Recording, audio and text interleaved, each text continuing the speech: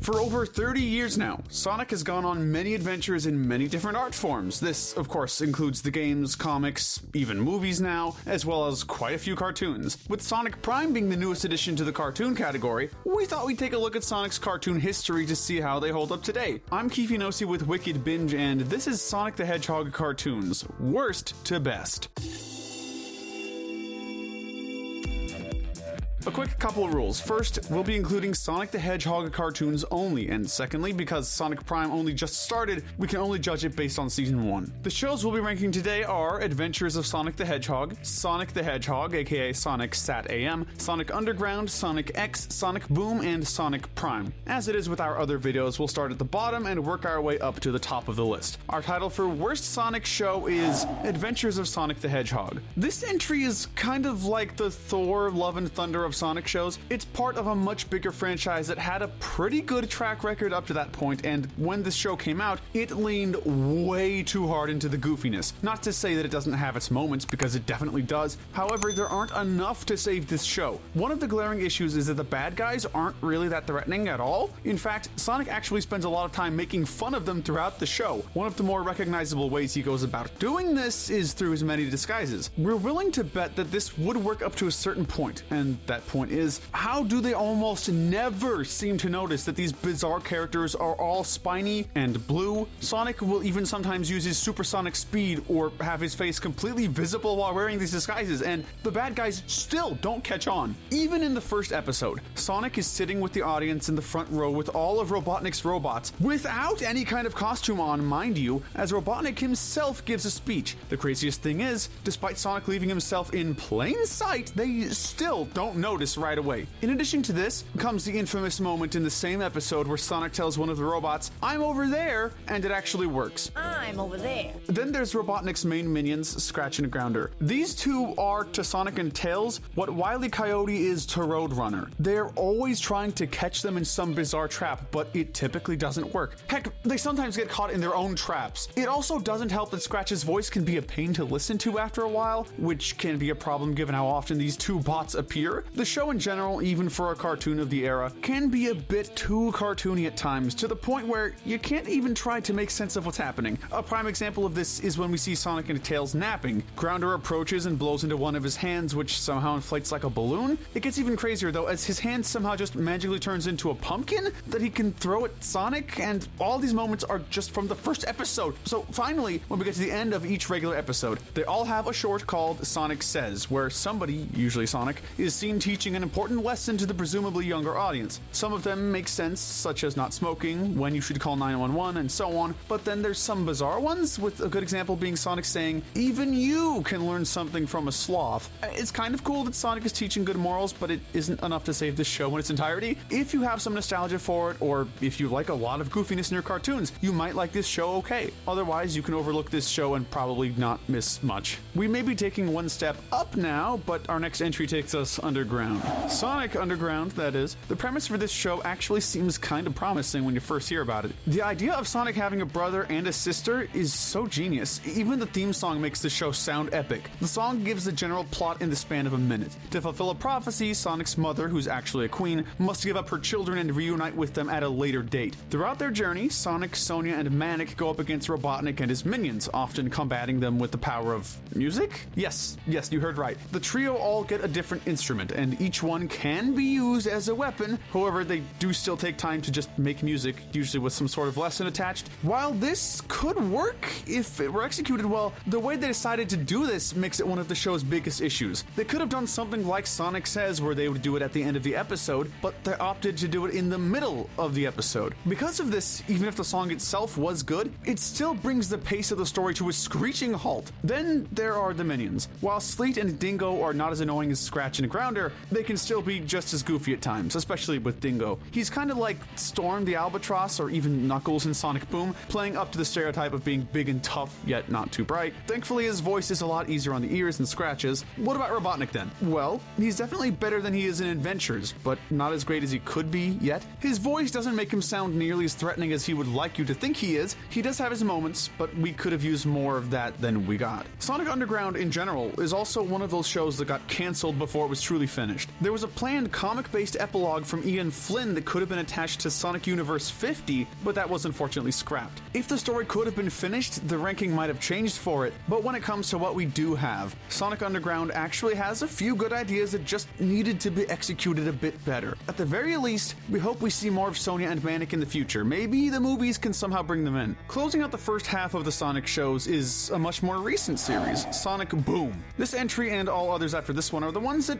are actually really enjoyable. We're all for the whole never judge a book by its cover thing, but we wouldn't blame you if you still haven't watched the show yet simply because of the name. For a lot of people, when they think of the name Sonic Boom, a couple things might come to mind. A few people might think of that rockin' opening for the Sonic CD, but many others probably associate that name with the infamous game Sonic Boom Rise of Lyric. This is especially due to how Rise of Lyric uses the same characters as the show. However, after a few episodes were aired, a lot of people were actually surprised by how much they enjoyed the show for what it was. Yeah, the show is very goofy, but it turned out to be mostly a good kind of goofy. This is also one of those shows that gets even better as it progresses. One of our personal favorite parts is whenever the show would act self-aware or break the fourth wall in general. In fact, here are a couple of the script writers' favorites. The first comes from the episode Friendbot. Sonic comes into the room with a copy of a game called Tomatopotamus 2. The group gets really excited, with Tails saying it's the best one in the series, and how this series never worked in 3D. Knuckles proceeds to say how game companies are always ruining their franchises, and Sonic follows it up with a comment about the color of the character's legs. What makes this so good is that they're reflecting almost exactly how many fans feel about the Sonic franchise. Some people don't like a lot of Sonic's content after the transition to 3D, and quite a few people lost their minds when they saw Boom's Sonic's arms get changed to a blue color. The other moment comes from the episode Give Bees a Chance. Sonic gets chased by Eggman, and as Sonic is falling, he's asking Tails if he has him covered, to which Tails responds with, Roger. When Knuckles asks who Roger is, Sonic responds with, he's talking to me. After hearing Sonic say that, you might have noticed that Sonic's voice got deeper for a second. This is because Sonic's voice actor spoke in their normal voice just for that line. And what is that actor's name? Roger. On the subject of Knuckles though, he is actually one of the biggest complaints some people have with this show. We get it that sometimes characters need to be changed in some ways for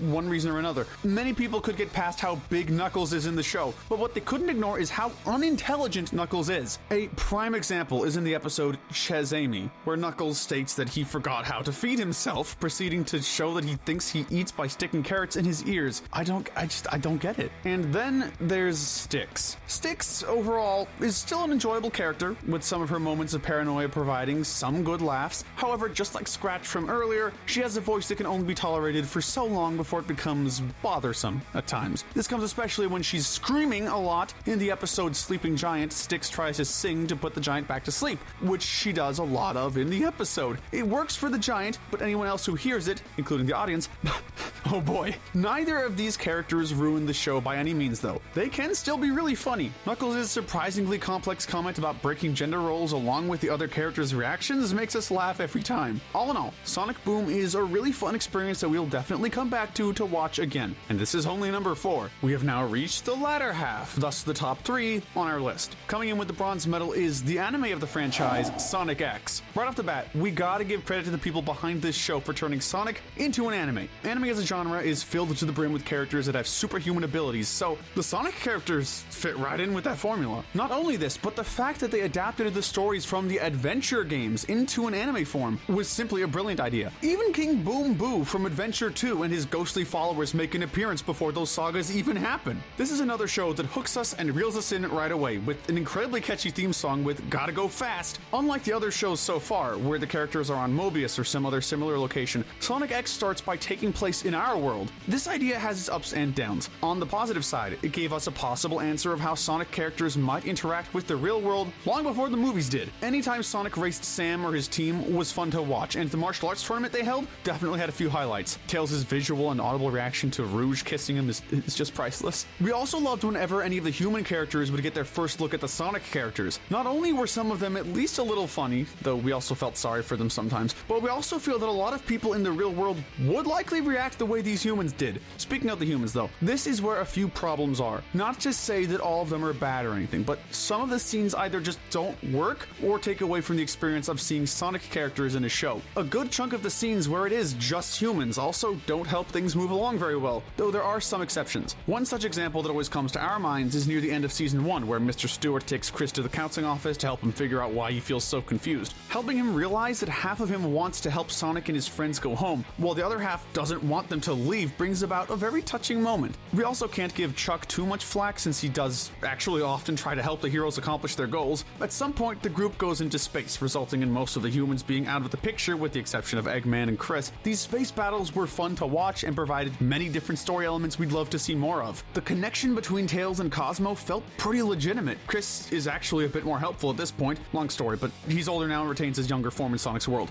And that entire sequence with Dark Sonic really made us wish we could see a lot more of him. On top of all that, the battles themselves were fun. Watching all these different characters interact off of or against each other kept us on the edge of our collective seat. The rematch between Sonic and Shadow in their super forms was awesome, and the sequence of the heroes against the final MOBA had a few highlights of its own. One of the most notable is when Tails hesitates to fire the Sonic power cannon at the planet where the battle is, because that's where Cosmo is. Especially if you watch the Japanese dub with subtitles if needed, you will flat out see Tails confess how he feels to Cosmo. After the fact, watching Tails' reaction to having to do that is absolutely crushing. Whether you watch this show in English, Japanese, or any other languages available, Sonic X is a great show that we will also come back to again. For our silver medal of Sonic shows, we're giving it to the most recent show to come out, Sonic Prime. Yes, we're fully aware that the series is not done yet. However, with the first batch of episodes already released, we wanted to see how it stacks up to the other shows so far. Considering we are already putting it this high up on the list, you know the show has a lot of promise. The story they've set up is quite the interesting one. After the Paradox Prism is destroyed, Sonic travels to multiple different worlds. Along the way, he comes across many different versions of his friends. He works alongside them to not only help them with their own problems, but to find a way to fix his own issues that he ultimately caused. This show could have easily lost a few points if each world was its own story arc, not being connected to anything else. Thankfully, by the end of the first 8 episodes, it's clear that these worlds are, and will continue to be, interconnected. Sonic can already travel to other worlds on his own, while other characters by the end have figured out how to when using a prism shard. On the subject of other characters, all the different versions of the side characters are actually really enjoyable. Even the characters in the Boss Cage Maze, aka the Forest World, provide a good laugh. While we have made note of characters from other Sonic shows having been made too goofy or greatly dumbed down,